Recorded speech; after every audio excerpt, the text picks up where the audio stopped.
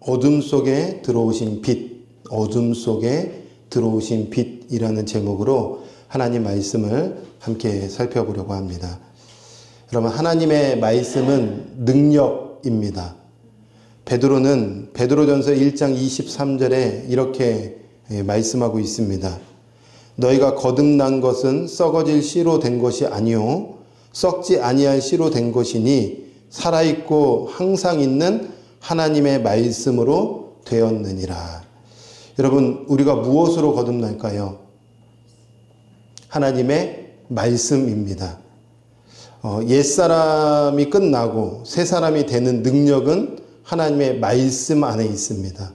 그래서 우리의 옛것이 어제의 모습, 오늘 아침까지의 옛 모습이 끝나고 다시 하늘로부터 주시는 하나님의 은혜로 서는 능력은 하나님 말씀이 우리 가운데 임할 때에, 말씀이 부어질 때에 새로운 역사의 변화가 일어나는 것이죠. 오늘 하나님의 말씀이 우리 가운데 부어질 때에 다시 새롭게 살아나는 은혜가 저 여러분 가운데 있기를 주님의 이름으로 축원합니다. 그래서 오늘 이 본문의 말씀을 좀 기대하면서 어려운 말씀이지만 또 소망하면서 함께 생각해 보면 좋겠는데요. 그 전에 잠깐 이런 복습을 좀 하면 좋겠어요. 예수님이 요한으로부터 세례를 받으셨죠. 그리고 성령님에 이끌려서 광야로 갔습니다. 광야에서 며칠 금식했을까요? 40일 금식했습니다. 금식이 끝나자 누가 찾아왔을까요? 마귀가 찾아왔어요. 몇 번을 유혹했을까요? 3번. 그 3번의 유혹, 시험거리는 내용은 알지만 그 의미를 한번 생각해 보면 이런 거죠. 첫 번째 유혹은 말씀과 연합되지 말고 독립적으로 육의 것을 찾아서 살아라. 이런 유혹이었어요. 두 번째 유혹은 하나님을 아버지로 신뢰하지 말아라. 불신을 가져라. 테스트해봐라. 이런 유혹이었죠. 세 번째 유혹은 누구의 통치 아래 살 것인가? 하나님의 통치가 아니라 마귀의 통치 아래 살아서 세상의 부귀영화를 누리면서 살아라. 십자가 없는 영광을 누려라.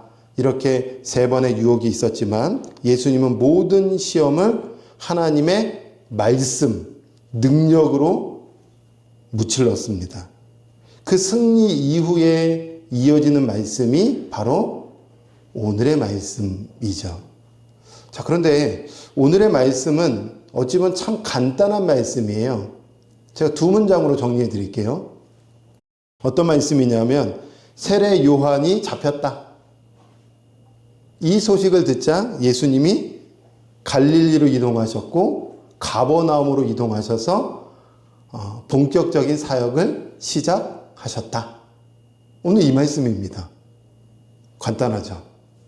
근데 이 말씀 속에서 저는 궁금함이 있어요. 아마 우리 성도님들도 하나씩 읽어보면 이게 너무 궁금한데 이럴 것 같아요. 그 궁금함이 2가지인데 제가 2가지 궁금한 질문을 던져보려고 합니다. 첫 번째는요. 왜 마태는 굳이 예수님의 사역 이야기를 시작하시기 전에 요한이 잡혔다. 이것을 왜 기록하고 있을까? 이게 첫 번째 궁금함입니다. 요한이 잡혔다는 얘기 쏙 빼놓고요. 예수님이 본격적으로 가버나움에서 사역을 시작하셨다라고 기록해도 이상하지 않습니다. 그런데 궁금합니다.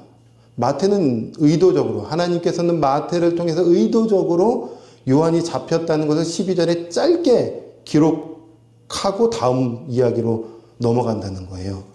궁금하지 않으세요?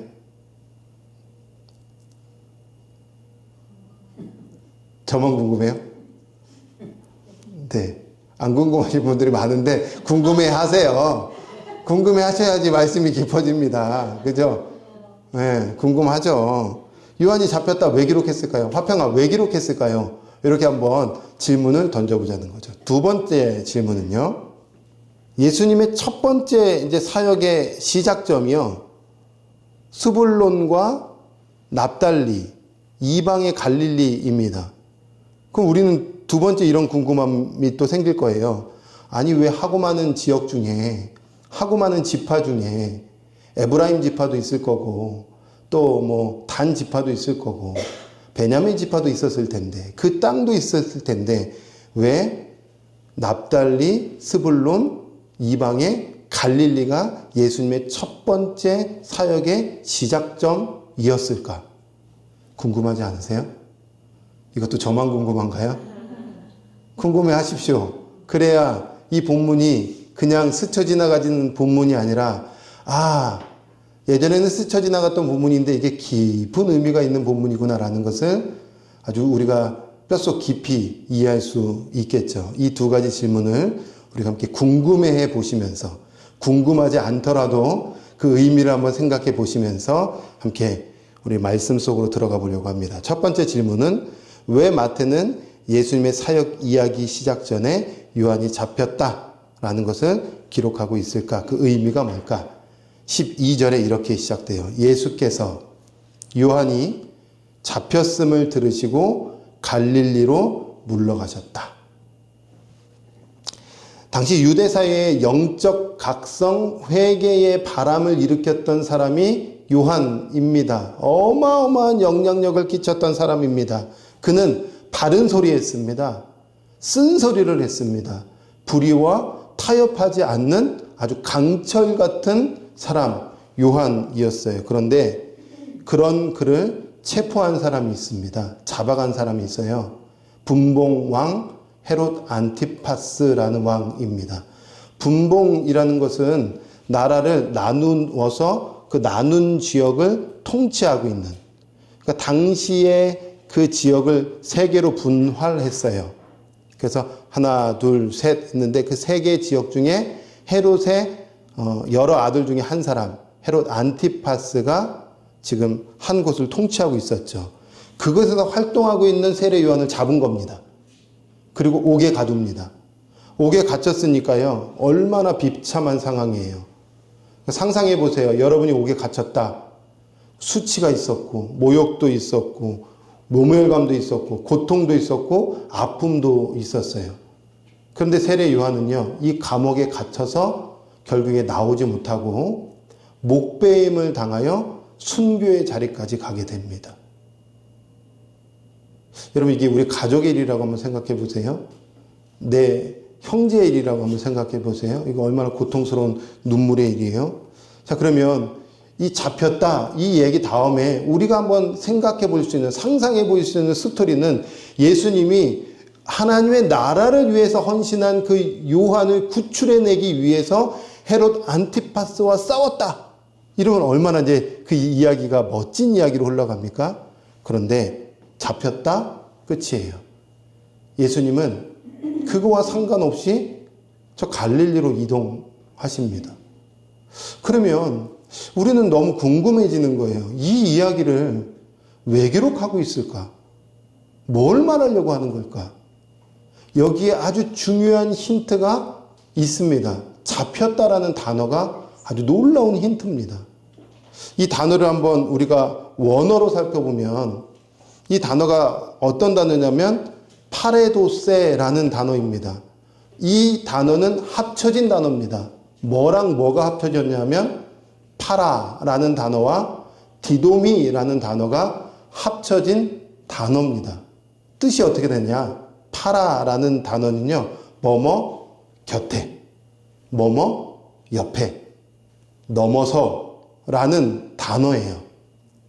그리고 디도미라는 단어는 주다, 무언가를 주다, 아니면 내어주다라는 뜻이죠.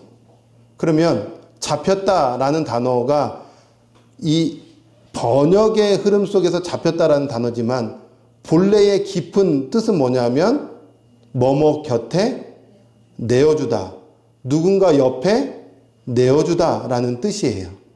그러니까 무엇을 말하려고 하냐면 요한이 그 어떠한 세력에게 지금 내어진 상황인 거예요. 이해가 되세요? 요한이 어떠한 세력에게 건네진 상황이 된 거예요. 그럼 좀 깊이 한번 조금 더 고민해 볼게요.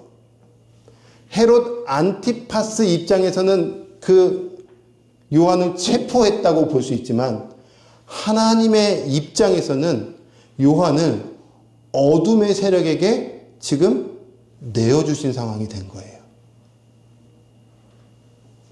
한 번 더요. 이거 되게 중요합니다. 왜냐하면 그 다음으로 이어지는 스토리가 너무 중요하기 때문에 그래요. 다시요. 헤롯 안티파스 입장에서는 요한을 체포한 상황이겠지만 하나님의 허락하심 속에서 요한이 어둠의 세력들에게 지금 넘겨진 상황이다. 그러니까 정리해 보면요. 이거예요. 요한이 잡혔다. 또 다른 뜻으로는요. 어둠에게 넘겨졌다. 또 다른 깊은 의미로는요. 어둠이 활개치고 있다. 어둠이 활동하고 있다. 어둠이 위협하고 있다. 이것을 말한다고 한다는 거죠. 단순화시켜 볼게요. 요한이 잡혔다는 것은 무슨 의미라고요? 네, 내어진 상황이지만 어둠이 활동하고 있고 위협하고 있고 활개치고 있고 강력하게 지금 일하고 있다는 것을 지금 마태가 언급하고 있는 상황이에요. 왜냐하면 그 다음의 이야기가 어둠과 빛의 이야기이기 때문에 그렇습니다. 여기까지 이해가 되시죠? 자, 그러면 어둠이 막 활개치면서 하나님의 사람 요한을 지금 어떻게든지 위협하고 무너뜨리려고 하는 상황 속에서 예수님은 그 요한을 좀 구출해 내셔야 되는데 예수님의 반응이 어떤 반응이냐가 참 놀랍습니다. 그게 12절, 13절이에요. 자, 12절, 13절도 한번 제가 읽어볼게요. 갈릴리로 물러가셨다가 나사렛을 떠나 지금 자라온 그 지역을 떠나서 어디로 가냐면 스불론과 납달리 지경 해변에 있는 가버나움으로 이동하셨어요. 거기에 머물러 계신다는 거예요. 예수님이 요한을 위해서 싸워준 이야기가 없어요. 목소리를 내지 않습니다. 1인 시위하지 않아요. 그냥 예수님이 이동했다고 어디론가 갔다고 지금 이야기를 하고 있어요. 자, 그러면 잠깐 이 부분을 한번 생각 한편에 이렇게 딱 두세요. 아, 어둠이 활동하고 있구나. 어둠이 활개치고 있구나. 믿는 사람들을 그렇게 넘어뜨리고 위협하고 목숨까지 빼앗으려고 하는 거구나. 그런데 하나님은 이것마저도 허용하고 계시는 상황이구나. 이거 하나 이렇게 딱 정리해 두고요. 예수님이 지금 어디로 가셨냐면 스불론과 납달리로 가셨다는 거예요. 두 번째 질문입니다. 두 번째 질문이 뭐냐면 왜 예수님의 첫 번째 사역지가 스불론이었을까? 납달리였을까? 이방의 갈릴리였을까? 마태는 이렇게 말하고 있습니다. 이거는 이사야 선지자의 예언을 이루기 위함이었다. 그러면서 15절에 이렇게 기록하고 있어요. 이거 이사야 9장에 있는 말씀인데 15절에 스불론 땅과 납달리 땅과 요단강 저편 해변길과 이방의 갈릴리여. 이게 지금 구약에 있는 말씀이에요. 자, 그러면 오늘 그림 공부 잠깐 해볼까요? 이사야 말씀에 나오는 이 스토리입니다. 근데 이사야는 언제 활동했던 선지자냐면 북이스라엘이 망할 때 활동했던 선지자입니다. 북이스라엘은 언제 망했을까요? 누구에게 망했을까요? 아수르라는 제국에게 망했습니다. 자, 그러면 지금 저 아수르가 북이스라엘을 공격하는데 북이스라엘의 첫 번째로 지금 무너뜨리려고 했던 땅이 어디냐? 첫 번째로 무너뜨렸던 땅. 그 다음 화면을 보시면 당연히 위쪽에서 공격하니까 위쪽에서 공격해서 지금 들어오겠죠. 위쪽에서 아래쪽부터 공격하지는 않겠죠. 그럼 위쪽에 있는 땅 위치가 어디냐면 바로 어딜까요? 네, 맞아요. 스불론, 납달리인 거예요. 그러면 아수르라는 세상 나라가 하나님의 언약 백성을 지금 공격해 오는데 그 첫 번째 공격했던 지역이 납달리 스불론입니다. 여기 와서 어떤 정책을 폈냐면 납달리 스불론에 있었던 백성들을 아수르 땅으로 데리고 가고요. 아수르에 있었던 사람들을 이쪽 지역으로 이동시켜요. 쉽게 말하면 섞인 겁니다. 북이스라엘은 여기서 끝나요. 역사 속에서 사라집니다. 그러니까 이스라엘 백성들 유대인들의 입장에서는 역사 속에서 이 지역 하면은 바로 떠올리는 의미가 있었어요. 패배, 멸망. 그러면은 이런 거죠. 스불론 하면은 스불론이 아니라 패배한 나라. 납달리 하면 멸망한 백성들, 섞인 사람들. 그래서 이방의 갈릴리인 겁니다. 그냥 갈릴리가 아니라 이방의 갈릴리, 섞인 사람들, 멸망의 백성들. 여기까지 이해가 되시죠? 그러니까 어둠에 완전히 무너져 버린 거예요. 저 지역은. 그러니까 깊은 어둠인 거예요. 자, 그러면 예수님이 이제 본격적으로 빛이신 예수님께서 사역을 시작하시려고 하는 그 첫 번째 지역이 어디였냐면 바로 패배와 멸망과 어둠의 상징이었던 저것부터 시작하셔야 되는 거예요. 다른 지역이 아닙니다. 이게 의도성 있는 구약의 말씀을 성취하기 위해서 예수님이 그 땅에 들어가셨다는 거죠. 자, 잠깐 저를 보세요. 계속 말씀만 이야기하니까 이제 좀 어려울 수 있는데 다음에 이야기하면 우리 삶에 어떻게 적용해야 될지 한번 생각해 볼 수 있는데요. 두 가지가 정리가 되는 거예요. 첫 번째, 요한이 잡혔다. 이거 왜 기록하고 있죠? 어둠이 활동하고 있다. 이거예요. 근데 예수님은 지금 첫 번째 사역을 어디로 선정해서 들어가셨죠? 예. 그럼 무슨 의미일까요, 이게?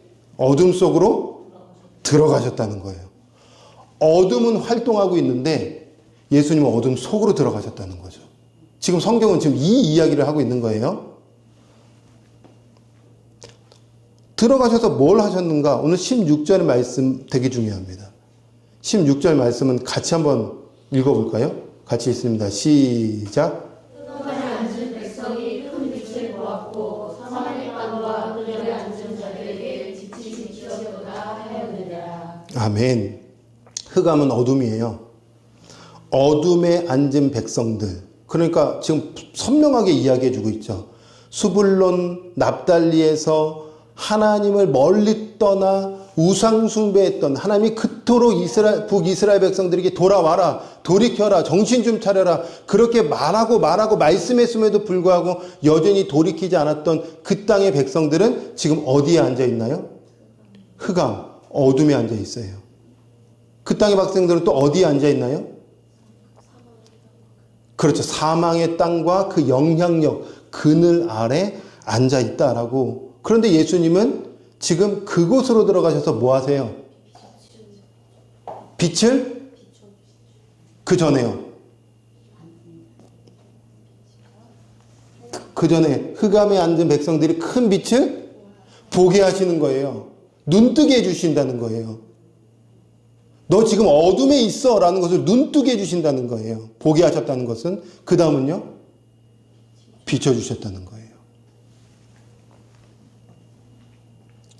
자, 그러면 오늘 본문 조금 지나갈 수 있지만 한 번 더, 여기까지만 한 번 더 고민해 보세요. 여기까지만. 다 왔습니다. 흑암. 이 단어가 스코티아라는 단어인데요. 몰라도 돼요. 말하려고 하는 핵심은 뭐냐면 상태를 말하려고 하는 거예요. 상태. 존재적 상태. 그러니까 생각해 보면 이 땅의 정치, 경제, 사회, 문화 이게 다 하나님 보시기에 어둠의 영역이지만 지금 우리 예수님은 정치, 경제, 사회, 문화 속으로 들어간 게 아니라 흑암, 상태, 지금 인간의 어둠의 상태 속으로 예수님이 지금 들어오시려고 한다는 거예요. 여기까지 지금 뭔가 매칭이 되세요? 한 번 더요. 지금 요한은 어떤 사회적 정치, 경제 속으로 지금 끌려갔지만 우리 예수님은 사회적 변화가 지금 먼저가 아니라 누구 속으로 지금 먼저 들어오시겠다고요? 내 속으로 먼저 들어오시겠다는 걸 말하려고 하는 거예요. 흑암에 앉은 백성들, 이 스코티아라는 단어는 그냥 단순히 캄캄함을 말하는 게 아니라 우리의 내면의 캄캄함을 말하고 있는 단어입니다. 이 단어가. 그러니까 예수님은 지금 우리 속으로 들어오시겠다는 거예요. 우리의 어둠 속으로 들어오시겠다고 말씀하시는 거죠. 그러면 어둠이 뭐냐 하면 세 가지로 정리가 돼요. 첫 번째, 하나님과 끊겨진 상황을 성경에서는 어둠이라고 말합니다. 어떤 상태요? 하나님과 단절된 상태. 두 번째는요, 하나님과 단절됨으로 오는 마음들이에요. 예를 들어 뭐가 있어요? 하나님과의 성품이 끊겨지니까 거짓, 미움, 두려움, 불의, 음란, 죽음, 시기, 질투, 탐욕. 이것이 스코티아, 어둠입니다. 여러분 미워한 사람 있으세요? 여러분의 마음에 입술에 거짓이 있나요? 여러분 혹시 늘 두려움에 사로잡혀 계세요? 분노 가운데 있지는 않으세요? 원수는 계속 이 흑암을 우리에게 어둠을 집어넣고 있는 겁니다. 그리고 그것이 계속 깊어져서 결국에는 우리의 영혼이 죽음의 상태에 이르도록 계속 이게 마귀의 일인 거예요. 자, 그런데 문제는 스불론과 납달리 이방의 갈릴리 사람들이 어디에 뭐하고 있는가? 흑암에 뭐하고 있어요? 앉아 있다는 거예요. 사망의 땅과 그 그늘에 또 앉아 있다는 거예요. 여러분, 앉다라는 단어 그냥 쓴 거 아닙니다. 이게 뭐냐면요, 완전히 젖어버린 상태인 거예요. 완전히 그것에 고착해 버린 거예요. 교회 다니고 말씀 듣고 예배한다고 하지만 일상으로 들어가면 늘 화내고 분노하고 폭언을 쏟고 폭탄을 쏟아내면서 살아가는 고착화돼 버린, 앉아버린 상태. 근데 우리 주님이 지금 고착화된, 어둠에 고착화되고 죽음에 고착화된 그 내면 속으로 지금 우리 예수님이 들어오셔서 너부터 변화시킬 거야. 요한 구출해내는 건 그는 그의 사명인 거야. 그런데 우리 예수님의 관심은 우리 속에 있다는 거죠. 나란 존재에 있다는 거예요. 존재 들어오셔서 뭐 하시겠다고요? 비추시겠다고요. 잠깐 저를 보시겠어요? 비춘다면은 그냥 불빛이 어둠을 비춘다 이렇게 얘기하겠죠? 근데 이 단어가요, 무엇을 말하냐고 하냐면 아침에 새벽에 저 동해바다에서 해가 싹 솟아오르다라는 단어입니다. 그러니까 우리 주님이요, 우리 속으로 들어오셔서 어둠을 몰아내시고 생명으로 솟아나게끔 하신다는 거예요. 이제는 나와 함께 솟아오르자고 말씀하시는 거예요.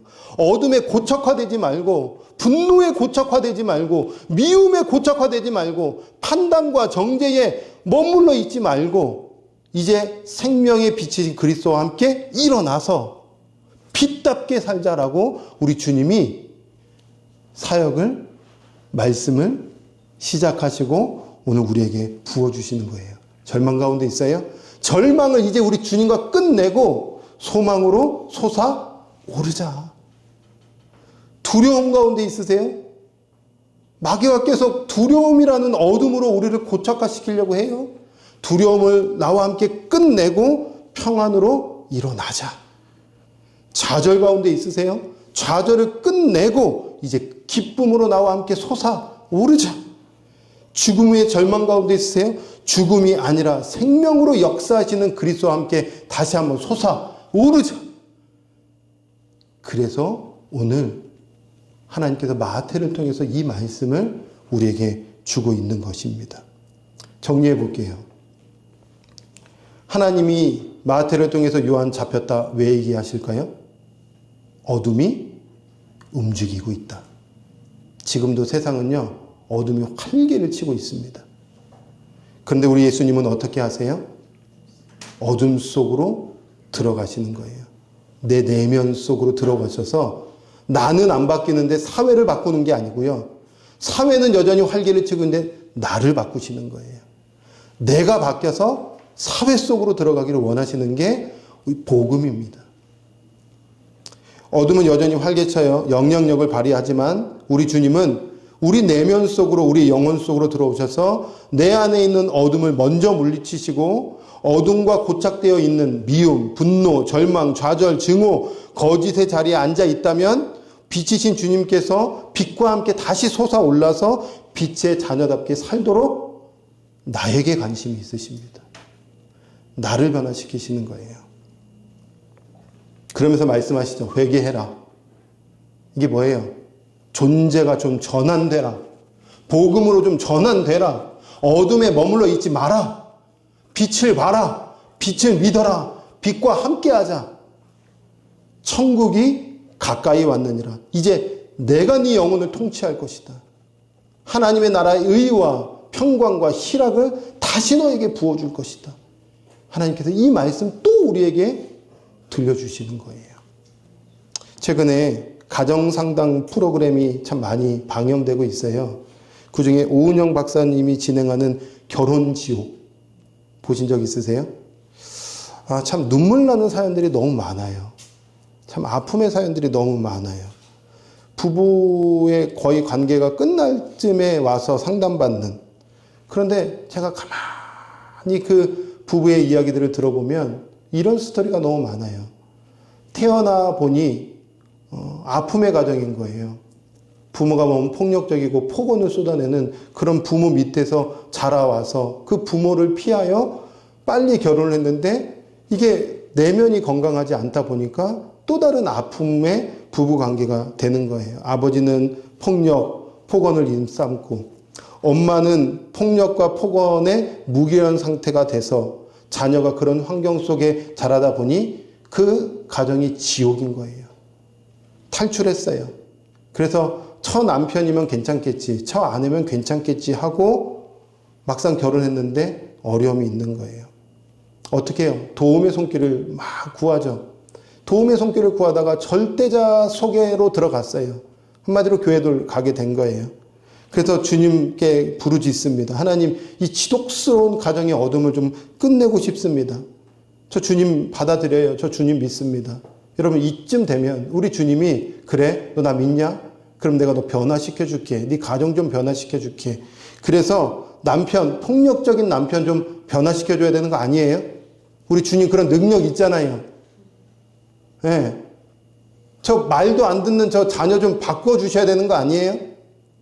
좀 어둠에 좀 끝내야 되는 거 아니에요? 그런데 요한이 잡혀가듯 우리의 상황이 마치 잡혀가서 어둠의 영향력이 끝나지가 않는 거예요.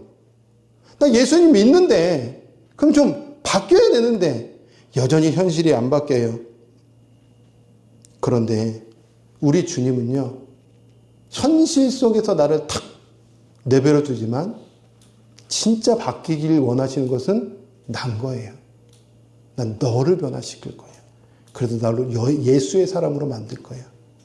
여러분, 신앙생활에 고난이 있습니다. 고난이 있어요. 고난이 오면 고통이 임합니다. 고통이 임하면 가슴이 너무 찢어져요. 그런데 참 인간이 신기해요. 고난이 찾아오면 그때 더욱 우리 주님과 깊이 동행하게 됩니다. 혹시 신앙의 여정 속에서 그런 경험 있으세요? 진짜 인생의 밑바닥까지 갔는데 밑바닥이 더 주님과 깊이 교제하는 시간이었던 거죠. 최근에 미국 사회를 흔든 아주 참 귀한 인물이 있어요. 들어보셨을 것 같아요. 찰리 커크. 2025년 9월 10일 유타주 유타밸리 대학에서 학생들을 대상으로 연설을 하다가 한 젊은이의 총격에 맞아 그 자리에서 사망하게 된 사건입니다. 사람들은 그 찰리 커크를 정치적으로 연결시켜서 뭐 보수다 뭐다 이야기하지만 저는 한 사람의 그리스도인으로 보고 싶어요. 그가 유튜브에서 했던 참 너무 멋진 이야기들이 있는데 창조냐 진화냐 이 싸움이 있었던 거예요. 토론이 있었던 거죠. 그래서 창조의 입장에서 이야기를 하는데요. 그가 유식하지 않던 그게 아니라 그 모든 대중들 앞에서 아주 담대하게 창조주 하나님을 선포합니다. 그리고 18살에 하나님 예수 그리스도가 너무 좋다 보니까 지금 미국 사회가 너무 암흑으로 들어가고 있는 거예요. 동성애 막 판을 치고 있고 그 다음에 수많은 사람들이, 젊은이들이 뭐 문란한 성관계로 낙태가 막 일어나고 있고, 그걸 허용하고 있고, 막 이런 끔찍한 미국 사회의 암흑이 막 짙어지고 있을 때 18살의 젊은 커크가요, 하나님 앞에 손을 들고 선포합니다. 대학교 가야 되잖아요. 아니요, 주님. 대학이 아니라 저는 하나님의 나라를 위해서 제 몸을 던지겠습니다. 그리고요, 우리 14년 동안 수많은 대학교들에 가서 젊은 사람들에게 복음을 선포해요. 정치가 아니라 복음을 선포합니다. 복음적 관점에서 사회적 이슈들을 다룹니다. 그러다가 32살에 유타밸리 대학에서 어떤 한 사회자가 질문하고 질문하는 속에서 대답하는 중에 총격에 맞아서 그 자리에서 순교하게 돼요. 여러분 어찌 이래요? 아니 주님 나라를 위해서 몸 던지면 우리 주님이 어둠에 던지면 안 되잖아요. 잡히게 하면 안 되잖아요. 보호하셔야 되잖아요. 지켜주셔야 되잖아요. 그런데 어떻게 하나님이 왜 그 일들을 허용하셨어요? 이해가 안 돼요. 납득이 안 되죠. 어둠이 활개치면 좀 어둠을 좀 몰아내 주시지. 그런데 우리 주님이 활개치는 것은 활개치도록 그냥 허용하세요. 그런데 속에 있는 커크의 어둠을 몰아내시고 그 안에 빛으로 임하셔서 빛의 자녀가 어둠 속으로 들어가서 어둠을 밝히도록 하나님이 일하시기 시작했죠.